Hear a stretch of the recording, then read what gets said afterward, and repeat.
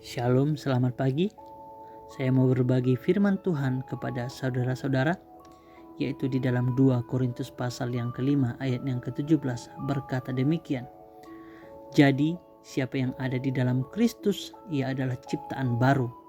Yang lama sudah berlalu, sesungguhnya yang baru sudah datang. Dalam kekristenan, istilah hidup baru sudah menjadi ungkapan yang umum, sehingga hampir setiap orang Kristen seolah-olah dapat mengidentifikasikan orang-orang yang sudah lahir baru. Tetapi bagaimana seharusnya kita mendapatkan bagian dalam hal-hal yang baru?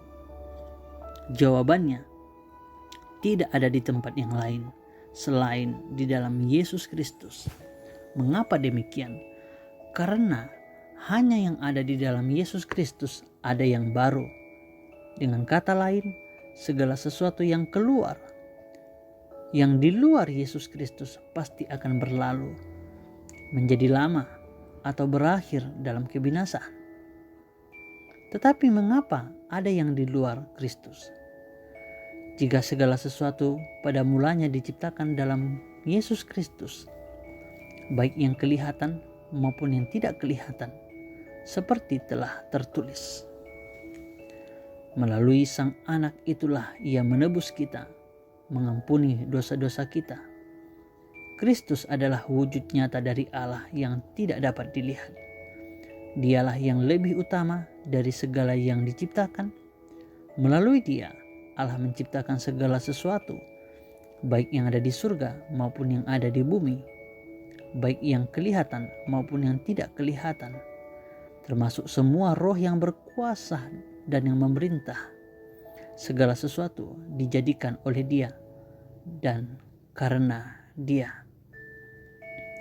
Tahukah saudara, hanya ada satu yang memisahkan manusia dengan Allah, yaitu dosa. Dosa membuat manusia itu keluar, terpisah atau berada di luar Kristus. Oleh sebab itu, diperlukan jalan penebusan, pendamaian bagi manusia agar dapat kembali dalam Yesus Kristus. Hal itu dari pihak Allah, bukan dari pihak manusia. Jika manusia itu berusaha mengalami hal-hal yang baru, maka diperlukannya adalah penyucian dari segala dosa, kesalahan, dan pelanggarannya, sehingga layak kembali masuk di dalam Kristus. Proses itu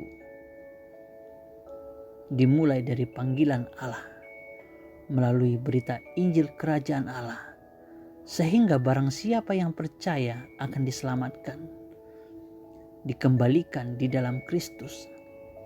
Proses ini juga dikerjakan oleh Allah dalam kuasa Roh Kudus, sehingga orang-orang yang diinsafkan oleh Roh Kudus, ketika dia percaya, dimateraikan oleh Roh Kudus menjadi milik Allah.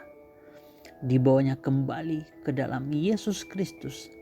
Dengan demikian, setiap orang yang mendapatkan segel dari Allah itu dihidupkan kembali oleh kuasa kelahiran baru, sehingga orang itu dapat hidup dalam hidup yang baru, yaitu hidup di dalam Yesus Kristus. Jadi seseorang yang telah mengalami pengampunan dosa dikembalikan di dalam Yesus Kristus, sehingga mendapatkan kehidupan baru dan mengalami hal-hal yang baru, termasuk di dalamnya pikiran dan perasaan yang baru, serta perbuatan-perbuatan baru, serta segala warisan dan karunia-karunia surgawi yang telah dijanjikan Allah di dalam Yesus Kristus. Seperti telah tertulis, tetapi orang-orang yang menerimanya diberinya kuasa untuk menjadi anak-anak Allah, yaitu mereka yang percaya kepada namanya.